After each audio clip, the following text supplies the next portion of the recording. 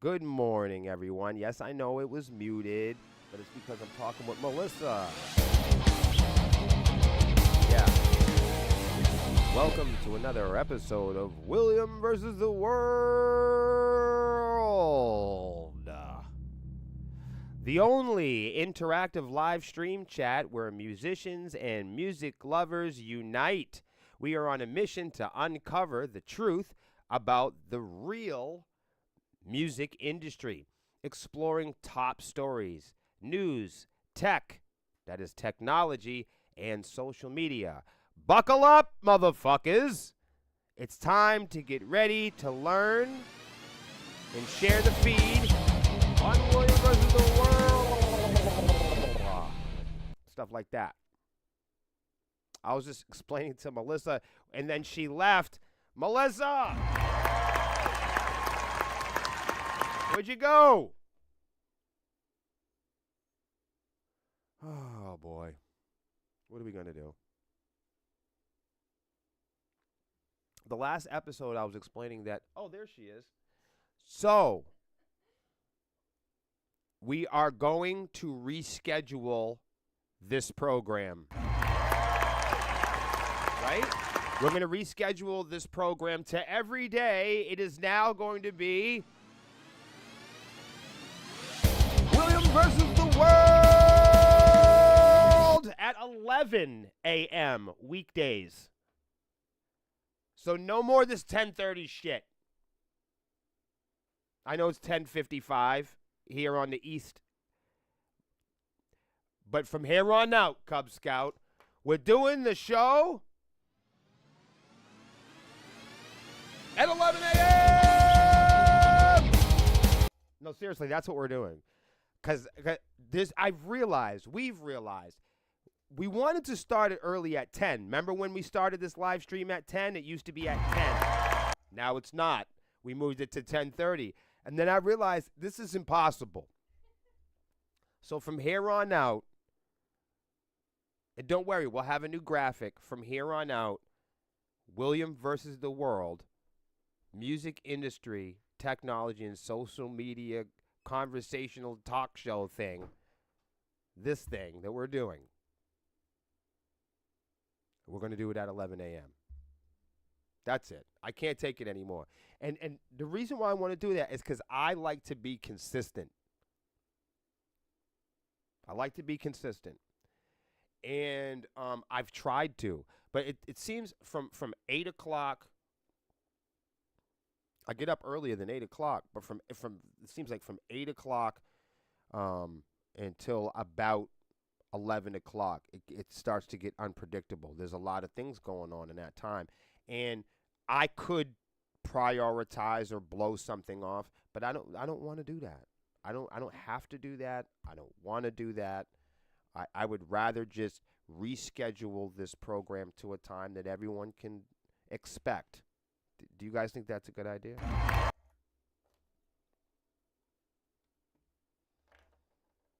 What do you think? What's up, Hans? What's up, Nate? Oh, funny. I was just reading the article that you sent me. Good, good, good, good, good. If any of you guys are and you guys want to follow along with any of the articles that we read and research and do homework here, we have a bunch of maybe about 10 to 15 different newsletters that we subscribe to here with the band, and that's where we get a lot of our initial music industry announcements, and then we'll take those announcements, we'll look into them, we'll do some cross referencing, we'll do some homework, and then later on, at the end of the night, we put them together, organize them, and then present them here, put them up on the screen so we can all talk about them together. Here on William versus the World, the good part about this program is it's not so much of a podcast or a talk show as it is a conversationalist's space. Ladies and gentlemen, good morning to Lexi Swarm here in the office. How are you, Lexi? Good, good. So I'm going to try to get us a coffee, a nice coffee. I didn't do that like that was a drill video. My nose really itches today. I don't like it. Like that's the one thing I don't. If you ever notice when I don't know if you girls do this when you're live streaming. I try not to touch my face when I'm live streaming. Do you think about that? It's a pet peeve that I see podcasters doing, picking at their teeth, picking their noses. I see podcasters. No, the greatest podcast. We've all done it. You just don't know it. Come on, you're a human being. Right. Like when we talk about gross human being stuff, no, people are like, that doesn't happen. Like, yes, it does. Everybody picks their nose. Everybody. Even if you think you don't do it, like there's people that pick their nose that are like cognitively planning out how to pick their boogers. Like, I'm going to go around the corner. I feel the booger. I'm going to get the booger. You know what I mean? And it's like, oh, that's nasty. But you know and I know that it's real. Doesn't everybody's nose itch right now? Like, just thinking about it. Nah. Oh, my God. Like, even like when, look, everything does it. Go look at the lion. The lion's, like, going through his mane, right? And licking his balls. Then go look at the Labrador Retriever, right? He's all up in his fingers, and then he's doing the thing, all right? And then go look at a fly. He's always doing this thing, right? Like, what the fuck are you doing? Get the fuck out of here with that shit. And then go look at people that are doing the same thing. Stop doing that. And I'm not saying stop being a person. What I'm saying is, after we hyper-focus on it and spend, 3 minutes of nonsense on it here on this program, we don't have to think about it anymore. That's what I mean. Everybody picks their nose. The only thing that fucks people up about picking their boogers is like ego. Because then you try to have like an inside circle from an outside circle. Like there are some people who are morally, acceptable that pick their boogers. Those are non-premeditated booger pickers. People who are picking their boogers, but they are not even aware that they're doing it. It's kind of like everybody has blinked their eyes. How many times? Put it in the chat. How many times have you blinked their eyes in the time that I said blink their eyes the first time? Ha! I got you again. Like you don't know how many times that you've blinked your eyes in this time. That's because involuntarily we're all shitting, but we don't like it. See? And we all are alive playing this game of where do we put the poop?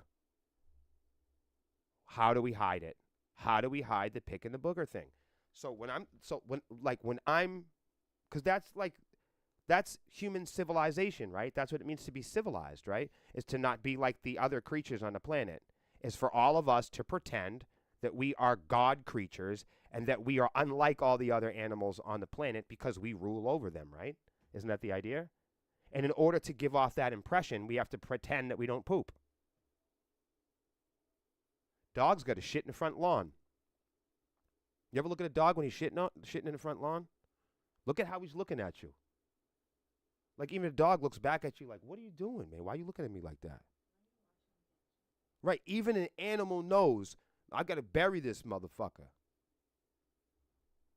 I digress. The whole problem is we are a flawed animal. Johan says he doesn't blink. Are you listening to this fucking guy? Only he would say something like that. You hear him? And you probably don't pick your boogers either. Sean says, just pick your nose. I don't give zero fucks, even if it's in public. I kind of have a little bit of appreciation for that. You know what I mean? Like, put a 1 in the chat if you're the type of person to pick a wedgie in public. Put a 2 in the chat if you're going to pick your wedgie in private. Like, you're still a wedgie picker, right? I know you're not going to leave your underwear up your ass, right? Please tell me you're not going to do that. Oh, shit, Len's here. Yo, Len, you can help me out with this. Gio says depends on who has the wedgie. Like, if somebody has a wedgie, do they pick their wedgie or do they leave the cloth up their ass? Like, that's a terrible thing. It's like, if somebody sees you picking out a wedgie or you see somebody picking out a wedgie, you know that there's people around them that are like, oh my God, look at him, look at him. But like, what do you expect? Why are you pointing fingers? Like, if I had a piece of lettuce in my tooth, you guys are my friends. I hope you guys would tell me, right? Come on, keep it real. I don't know. Please don't think that I'm one of them guys. Look, I'm not gonna tell you how to live your life. You know, we're all different people. But you guys that are my friends, if I have a booger on my nose, can you just keep it real? Don't wait, motherfucker. Don't wait, because somebody might take a picture of me or something like that. Don't wait. Tap me on the shoulder and say, hey, William. Like, do me one of those. Like, if I got, you know what I'm saying, I got a poppy seed or something. Like, what's going on? I got a piece of lettuce in my tooth. Like, don't be one of those people.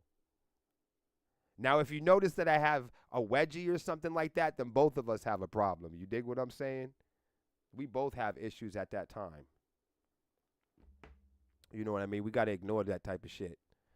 But come on, man. If you guys, I'm giving you full permission. If you guys see me at a show and I'm about to get on stage and I got a big ass fucking booger on my fucking nose or my cheek or something, please, if you are down with me, say something to me. I got thick skin. Don't think you're gonna hurt my feelings. You're not being polite.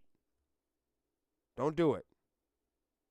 If there's something going on, I don't give it. If there's something going on with me, if I walk out of the bathroom and I got a trail of 15 feet of toilet paper hanging off my ankle when I'm walking down the terminal, then you got to stop me and say, hey, look, man, I hate to do it to you. And look, I've been embarrassed already in my life a whole bunch of times. I'm in my 40s, so I've had my fair share of embarrassment.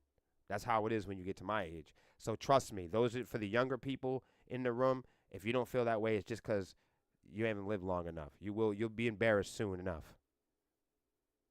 So please don't save the day. Don't try to think you're saving the day for me. If my breath stinks, yo, pass me a Tic Tac. If I have a booger on my nose, say something. If I got a piece of lettuce in my tooth or something like that, please do not leave me stranded.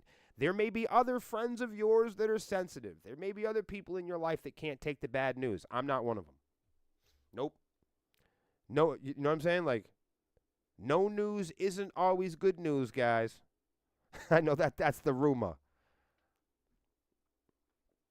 Yeah, no, I'm with the wedgie thing. I think if I saw somebody with a wedgie, like a big wedgie, I probably wouldn't say anything, and I don't know if that's a bad thing. But I'm gonna Oh, Len says he's gonna pretend like he's doing some stretching. Yo, I like that. He's got kind of the casual way to get comfortable. I feel like that. Comfort is important, you guys. Like, I don't know the type of motherfucker that gets a wedgie and leaves the cotton stuck up his ass. I feel like that's really uncomfortable. So, like, finding a way, to get comfortable should be your top priority, especially in that area of things. You know what I'm saying? Holy shit. Gio says, if someone tells me I have a wedgie, I want to know why they're looking. That's what I said. I said, wait, hold up, man. You know what I mean? And I don't know. It's not too many times in a guy's life where people come up to you and tell you, excuse me, sir, while I was checking out your ass, I noticed that you had a wedgie. It's like, you would be shocked. If somebody came up to you in a grocery store and told you, like, no dudes in this whole, I think there's like three females that might watch this program.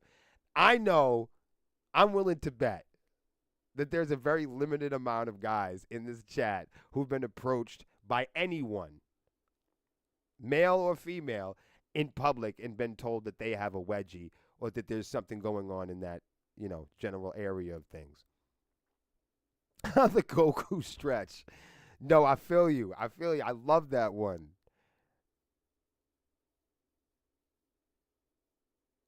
Oh, man. Oh, man. Hans says, "Who likes the feeling of a wedgie?" Yeah, well, Hans, to be real with you, I can't say that I remember or recall. You know what I mean? If it, you know, what I mean, if I've ever, the most I could relate to an experience like that, it was probably as a child. You know, if you're a grown man, with a wedgie, I think you should buy clothes that fit.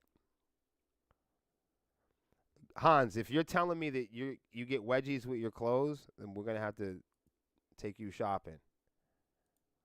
This one is from the Los Angeles Times. Look at this, Geo. Are you ready? What happened to these people with smoking this weed? Please share the feed if you haven't.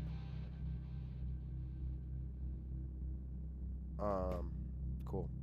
Major record labels sue artificial intelligence companies for allegedly stealing copyrighted music.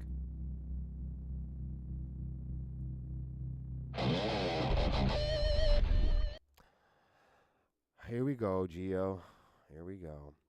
Major record labels have sued two artificial intelligence companies for allegedly stealing copyrighted sound recordings to generate music.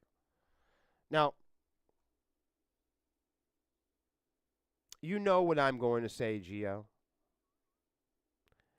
I'm right with you on this. But like, same could be said though for like bootleg cassette tapes. You know, I grew up on hip hop and rap music, and not the kind of stuff that's out today. I mean, like real hip hop music from the street.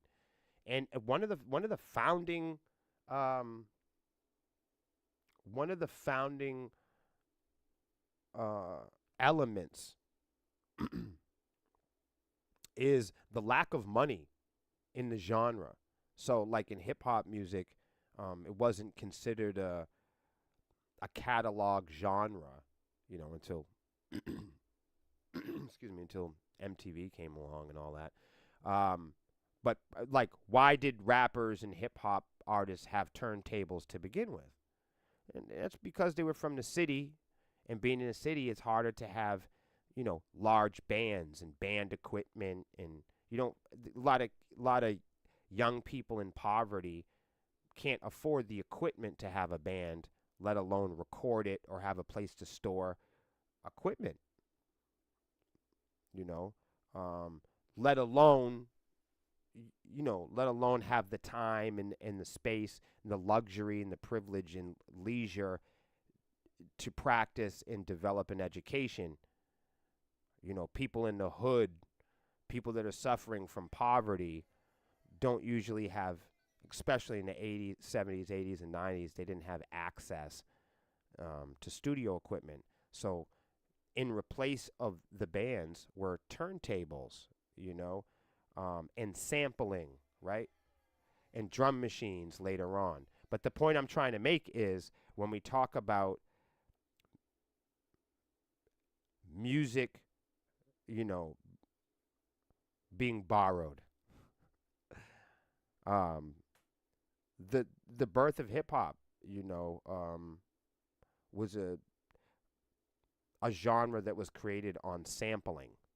And we think about AI music today, and I'm not for or against sampling or AI or anything. I'm just giving you guys some context. I'm giving you guys some girth.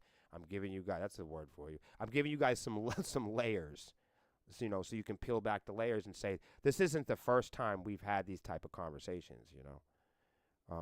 We've had as far as like drum samples and resampling and the beginning of before we had technology, right? Before we had machine learning, you had human supervisors had to listen to music and go to court when they thought that music was stolen or sampled. Hey, good morning, Jason. How are you? So, and then of course, let's not forget that the cover song is the most popular song in America. Okay? I mean, we really haven't had any new music in a long time.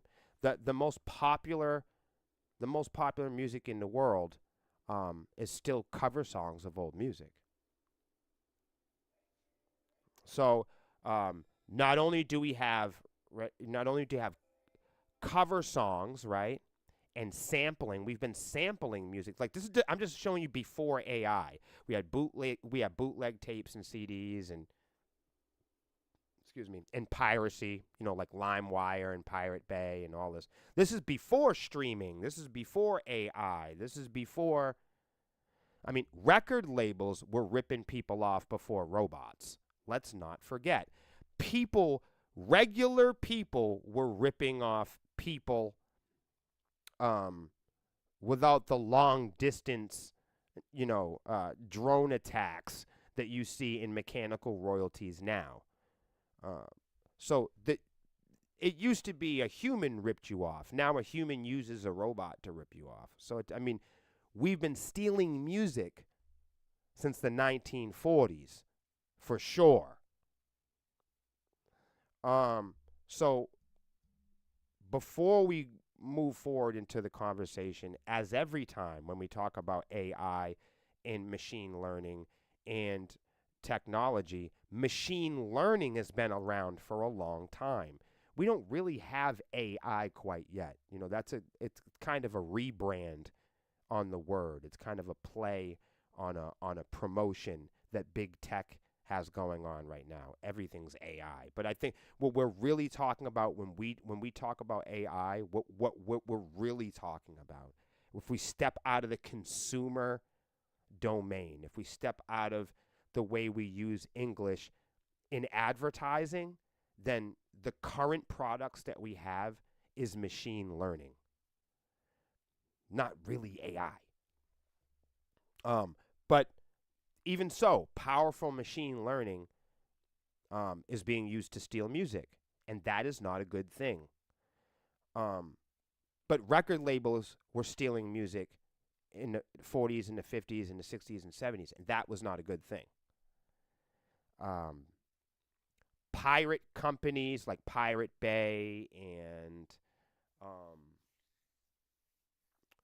what's the other one that Daniel Ek was uTorrent and BitTorrent and sites like that. They were stealing media before AI, right?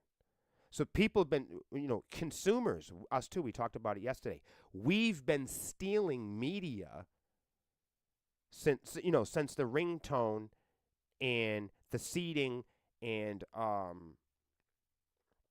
the torrent sites and all the torrent sites in the ringtone era.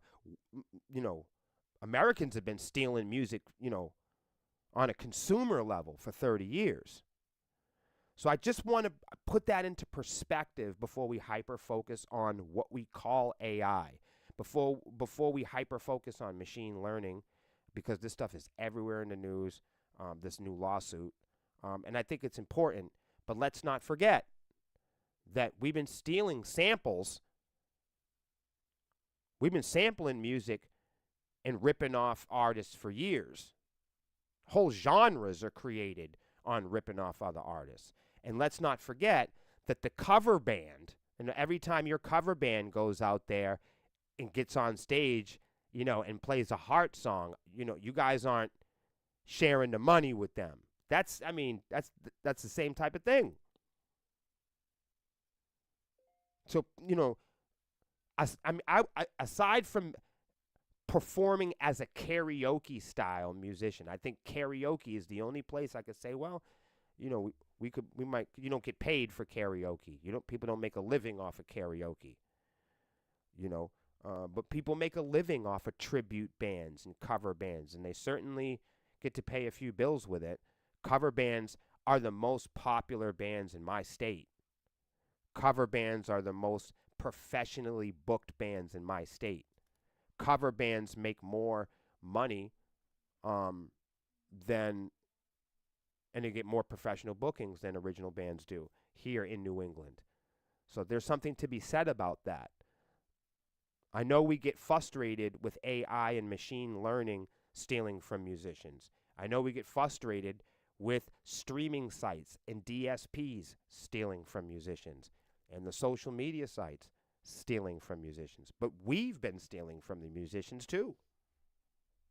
For 25, 30 years, we haven't been fully compensating musicians for their investments.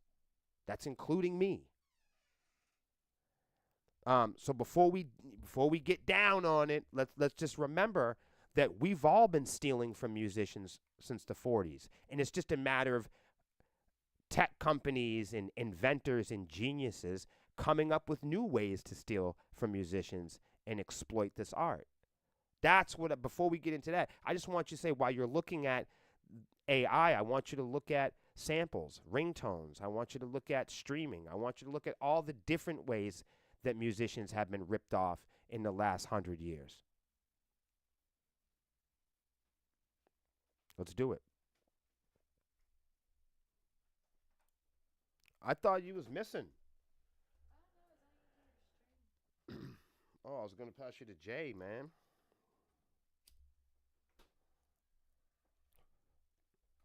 Major record labels have sued two artificial intelligence companies for allegedly stealing copyrighted sound recordings to generate music.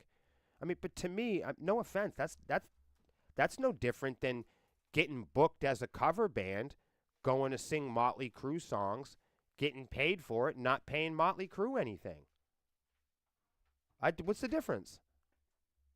If you sample a Sepsis song, right? If you sample a Sepsis song and you use it in your rap song and it blows up and you get billions and billions of views, it's the biggest song in the world, and you don't compensate us for it, it's the same thing. So I do understand the annoyance and the fear of machine learning stealing music, but I fear people stealing music. Like, yes, the robots are terrifying, but who built them? Like, wouldn't it be like real people that are weaponizing the robots to do more stealing? Just seems like stealing innovation. Universal Music Group, Sony Music Entertainment, Warner Music Group, and other motherfuckers have filed copyright infringement lawsuits against Suno and Udio. The Recording Industry of America announced Monday. The complaints against the two tech companies allege that they lifted material from copyrighted songs spanning various artists, genres, and time periods to train their generative AI models. But isn't that what all the tech companies do? Don't all the tech companies collect our data, catalog it, organize it, and then exploit us with it? Isn't that what tech developers do? They incorporate companies and products and machines that growth hack and learn your behavior so they can predict your behavior and make more money from you. Isn't that what all big tech companies do? The complaints against the two tech companies allege that they lifted material from copyrighted songs. But record labels have been doing that for years. Quote, the music community has embraced AI, and we are already partnering and collaborating with responsible developers to build sustainable AI tools centered on human creativity that put artists and songwriters in charge. That sounds like when they sold us streaming and Spotify. That's the same bullshit that they use to give us Spotify. We were all going to be in charge and make a living. Remember? Here we are, 18, 19 years later. And what do we all have a problem with? The artists getting compensated, and copyright issues, and ownership issues, and authenticity. Of course we have a problem with authenticity when all of the tech developers are all trying to gain access to behaviors and personal information that they can use to predict your shopping habits. Isn't that what they all do? From Spotify to Grubhub to Netflix to Lyft to Uber, DoorDash. Don't they all do that, though? So when I hear AI tools are centered around human creativity that puts artists and songwriters in charge, that's the same load of crap Daniel Ek was telling people when he was leaving pirate sites trying to sell us streaming. They said the same thing, how they're going to liberate us and it's going to give us creativity and we're going to be in charge. When have we ever been in charge? This is a label saying this.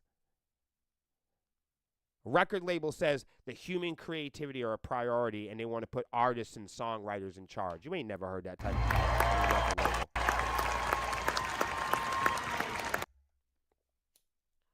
I hear all these artists now that are talking about getting signed as if it's a good thing. Like as if historically getting signed has worked out for lots of people. But no, when you hear about getting signed, you always hear these fucking miserable stories and tragedy and loss and people being, fiscally unresponsible. That's what you hear about. But in today's world, it's so unfair that record labels starting to seem good again. This is crazy. And that's how it hasn't been so long where people should be able to forget how terrible it was. We signed a record deal 4 years ago. It was one of the worst fucking things we've ever done, ever in our lives. And I'm not saying that every record deal is terrible. I'm just saying our record deal was terrible. And when we hear of people getting record deals in the industry, it's usually fucking terrible. From Slipknot to Michael Jackson and TLC to fucking Sepsis. It's fucking terrible.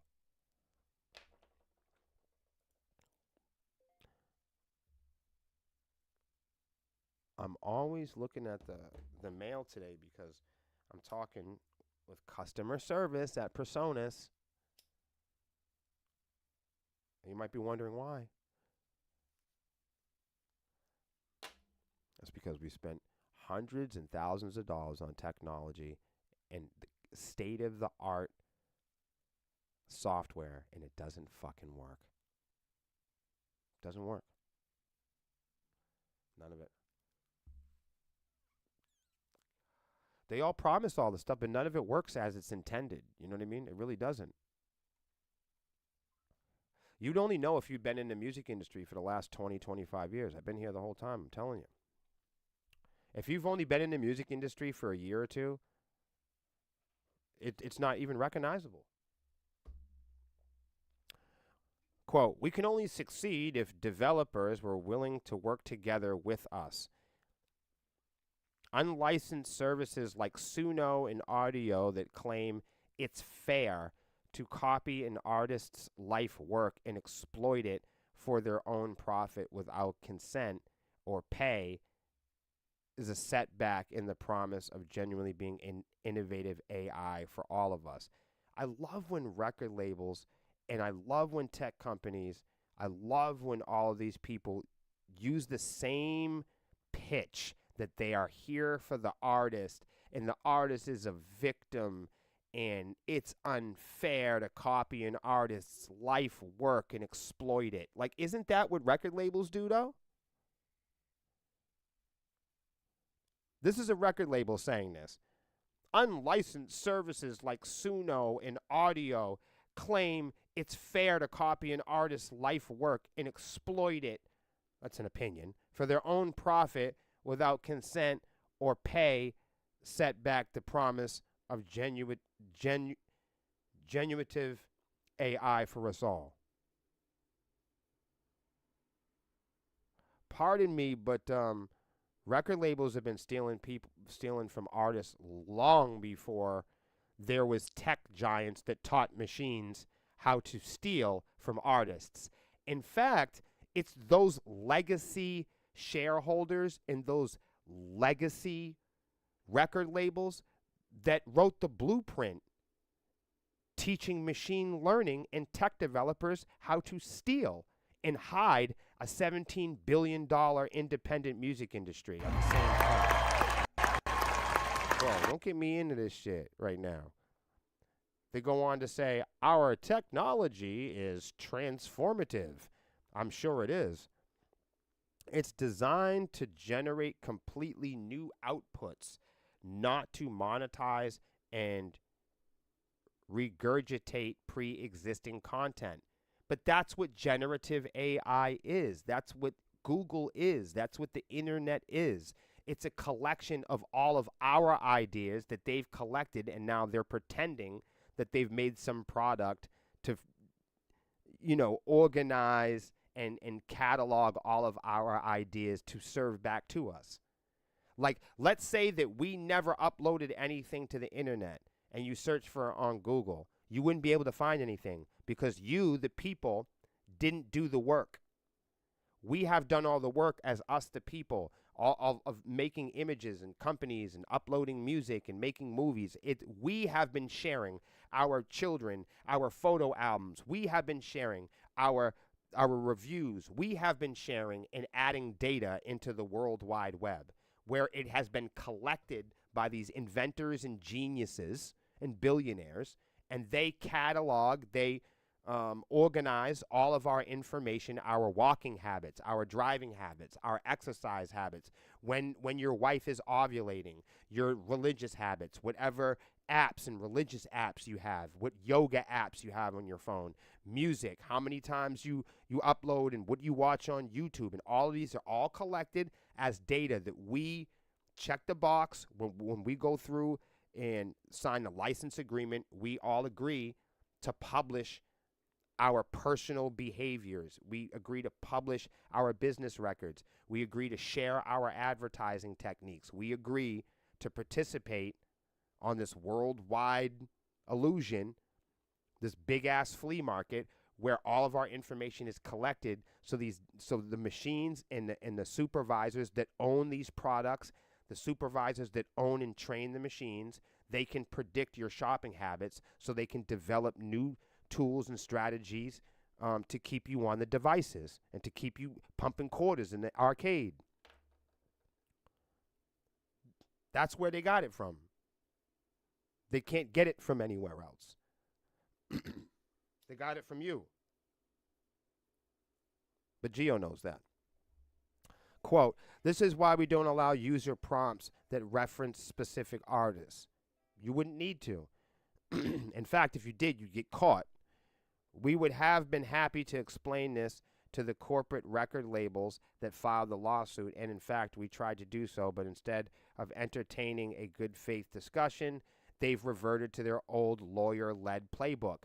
But that's what it's all about to be rich and powerful, is to accuse each other of crimes and play around in court and to exhaust the court system, just like the politicians do. No? The technology moves quick. The behaviors in the media move so quick that the laws can't be written fast enough to back it up. That's what everybody does, and that's why, if you know anything about, if you've ever been in a criminal case and you've had the unfortunate experience of being on the criminal side of the law, one of the most powerful things you can do as a criminal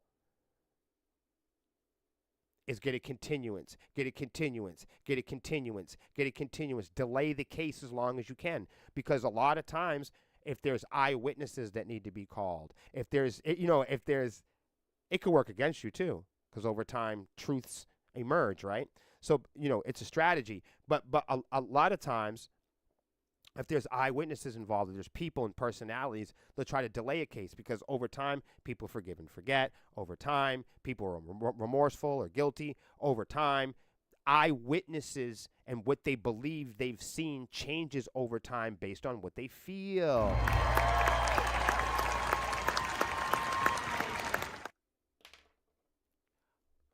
So there's nothing new here. This is just a bunch of tech giants robbing consumers and robbing civilians that don't know any better. They all point the finger at each other. They accuse each other of crimes. They write articles and do press releases. We all ignore it. The case gets delayed.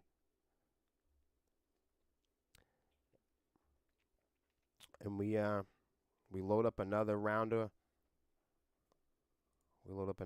Halo.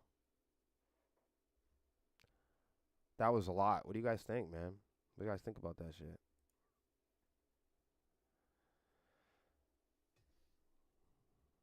And thank you, Len, for stopping by too.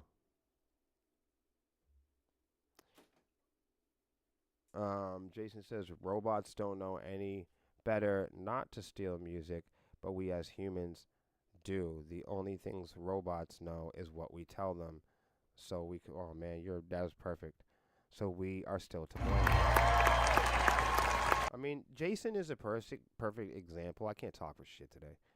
Jason is a perfect example of somebody that transparently looked at the information and found a common denominator. Like, Jason is an example of somebody that can draw a straight line. I appreciate that. You guys are out of here. Careful out there. It's hot. Stay you know.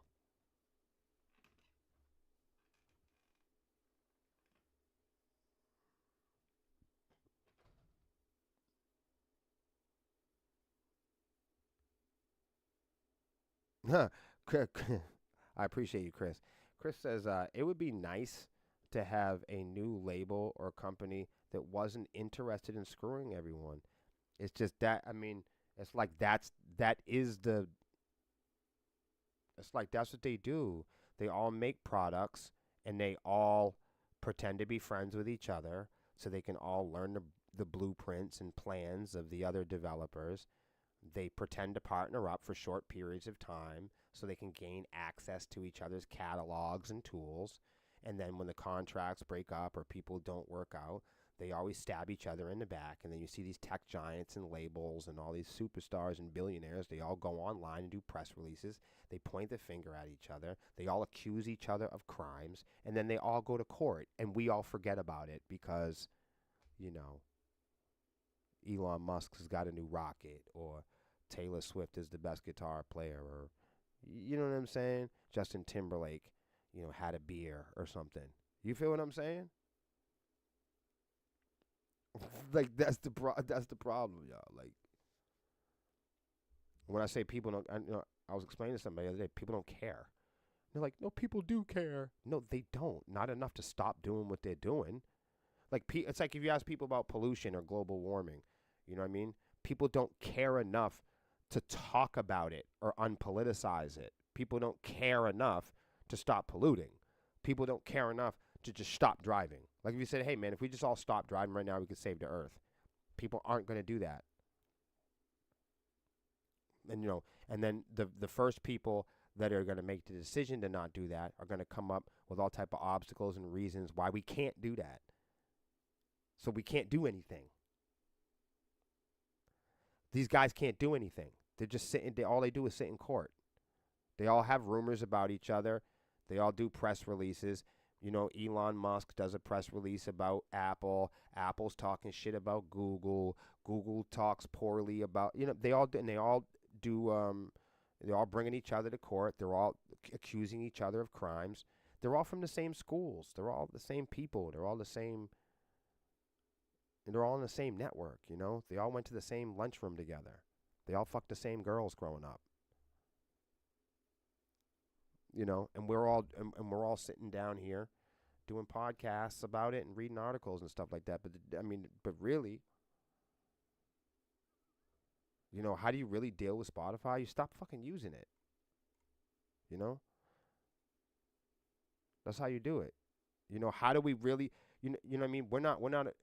Not to get deep, but we're not about to stop using cobalt steel. You know what I mean? But if we really thought child trafficking was a bad thing, there are things that we could do. There are ways that we can shop. We could be a major problem for people that want to, you know, exploit nature. We could, just by the way we shop. We could take care of independent musicians if we learned that the independent music industry is a $17 billion industry that is hidden, that you're not aware of. You're only aware of, Jelly Roll and Michael Jackson, and you're only aware of the Metallicas. You're only aware of the very limited few people at the top. The Demi Lovatos, the Taylor Swift, the Adeles, the Drakes. That's who you know. That's who you're aware of. But there's another music industry. There's an entirely different music industry that they don't want you to find out about. That music industry is the industry that is teaching the machines how to take advantage of real people. The machines are learning and mimicking what real musicians do. That $17 billion pool, that represents the authentic, original, real musicians that this country wants nothing to do with. So it's not that there isn't new actors. It's not that there aren't new movies. It's not that there... Of course there's been new cell phone ideas. Of course there's been new video game console ideas. Of course there's all the time there's new ideas for vehicles. There's new ideas for new products. But the Len just said it right now, Silicon Valley is in the record industry is a game of acquisition. And when it's about acquisitioning and partnering up with legacy right holders and learning all of their tricks and magic and mystique, and then when the contracts are up, you guys part ways, and you part ways with the tools and the data. You part ways. The goal is for the small companies to partner up and then to learn the tricks and acquire the tricks and trades as the legacy right holders. And then to take those tricks and trades and bring that into an independent market and siphon from the independent market with the same tricks and trades using updated technology and machine learning.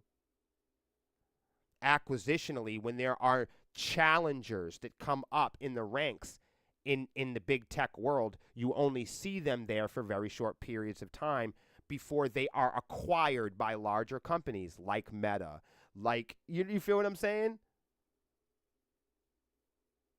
You got to look a little bit deeper and you will see, just like when we used to have 30 different cell phones and 100 different type of USB sticks, it starts to narrow itself down. We used to have hundreds of different car shapes and ideas, and music used to have variety and diversity. But as these things continue, they start to reach equilibrium. And you're like, what do you mean? Things start to become unrecognizable. All the music kind of sounds the same. All the cars kind of look the same. Why is that? Is because acquisitionally, we all have an idea and trends, and we've all been taught by machines that tell us that this is what people want. This is success. This is the shape and the sound and the color and smell of success. We have machines and celebrities and Hollywood actors and musicians to say that this is what you should sound like. This is the amp you're supposed to use. This is the type of spark plug you're supposed to put in your car. This is the type. We have all of this influence. These are the type of laptops that you make music with. You're only a real graphic designer if you use this certain thing. You're only a real sports player if you use Nike and Reebok. So it's like you're only real metal if you wear these type of chains and whips. You're only really heavy metal if you do these things or buy these brands. You see? So what it comes down to is like being authenticated by being the best shopper on the block. And farming and farming and farming and farming until you become the ultimate shopper. And that's where that $17 billion independent music business really exists. The independent and modern day music business is a business where app developers and record labels create and manufacture products and images of success that are sold to fucking wannabes.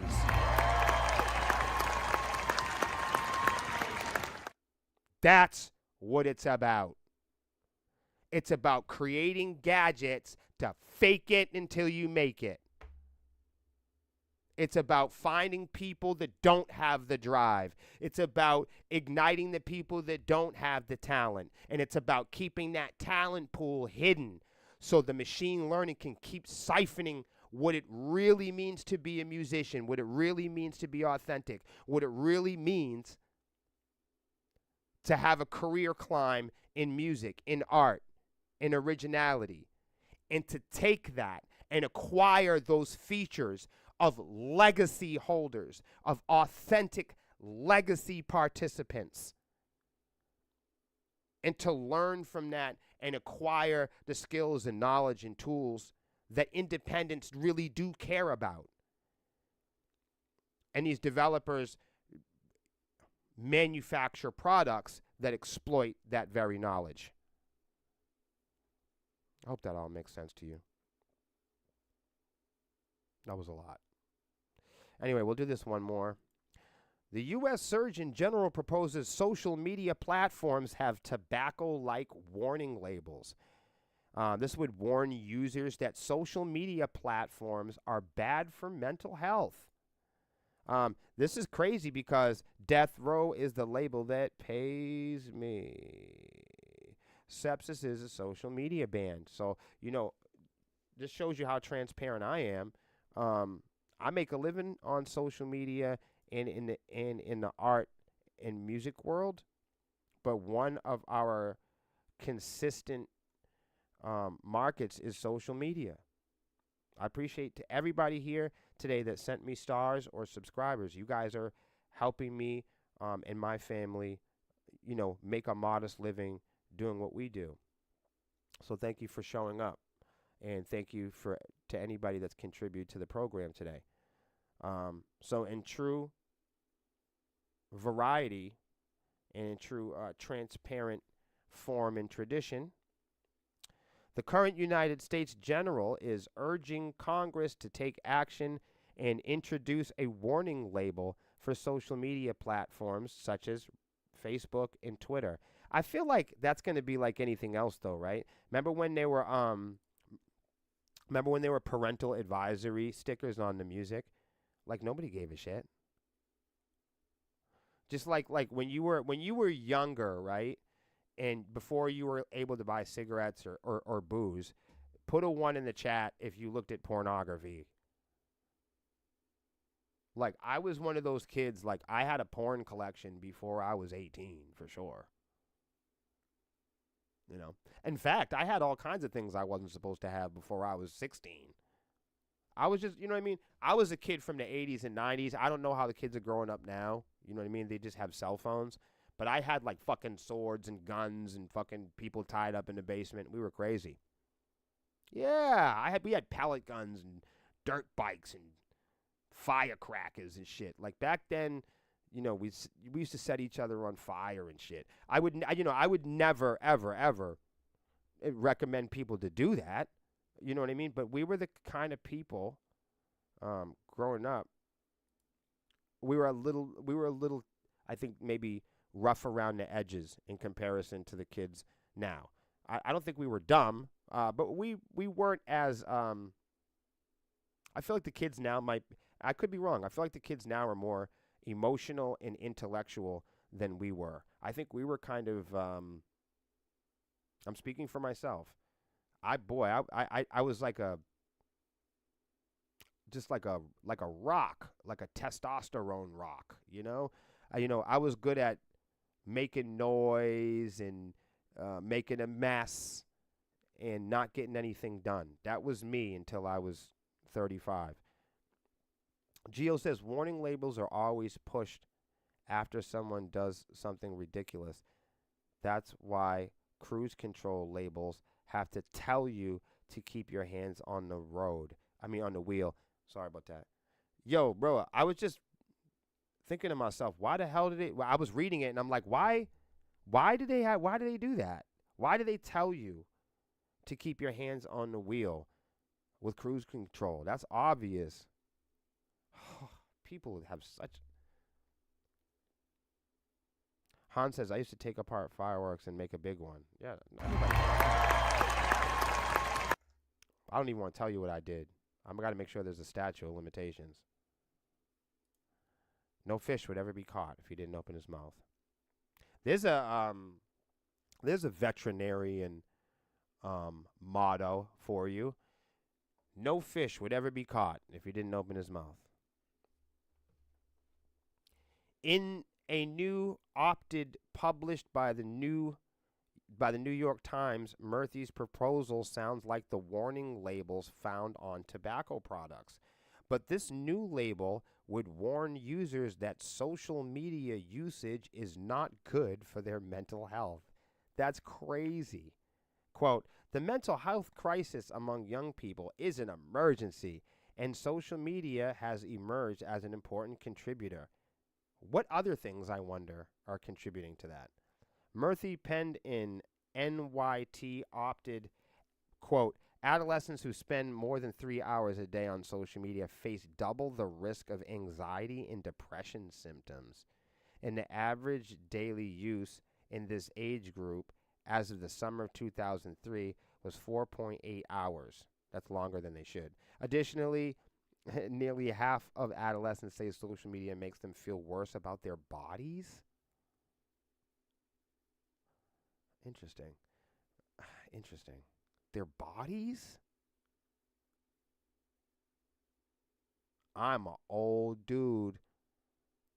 I didn't care about my body when I was 17. It was opposite. Like you could have shot me. You know what I mean? Like I was trying to get shot. I was crazy. I didn't care. One thing I didn't care about was my body. You know what I mean? Like when I was a young boy, I used to punch holes in stuff and kick people in the head and do ignorant stuff like that. We were boys. We didn't care about getting our noses broken. I was always bleeding. You know, my mother, we never went to the hospital. You know, my mother was always,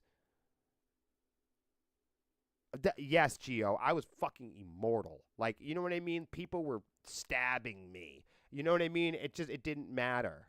That's what we did. I don't know. Look, I would never say the stuff that we were doing as kids is what kids should do. You hear people from, even millennials and Gen Xers will be like, we need to go back to skinning our knees and eating bologna. I'm not saying all that. Bologna sucks.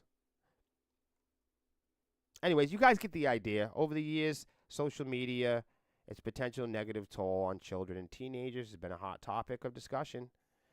Over several years, there has been studies and reports published to support and deny that there's a correlation between social media and mental health crisis in minors. I hate to be like doom and gloom, but nobody fucking cares. People don't even like their kids anymore. They really don't. I don't know. I don't know. I don't have a solution here. I have said, this is what I'm going to say. I think that social media should be a little bit more like a driver's license. Like maybe you should have an ID and you should prove that you're like 16 or something.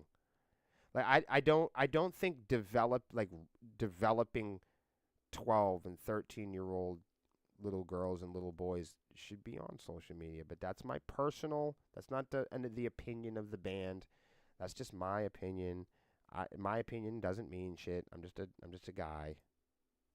I don't think that you should think like me. I think like me. I don't care if you think like me or not. You think like you. But when I think about it, I don't know, man. Your brain doesn't stop developing until you're like, what, 28, 30, almost 30. I think my brain didn't stop developing until yesterday. But teach their own, live and let live. So that's the new thing. Melissa's going to change the graphic.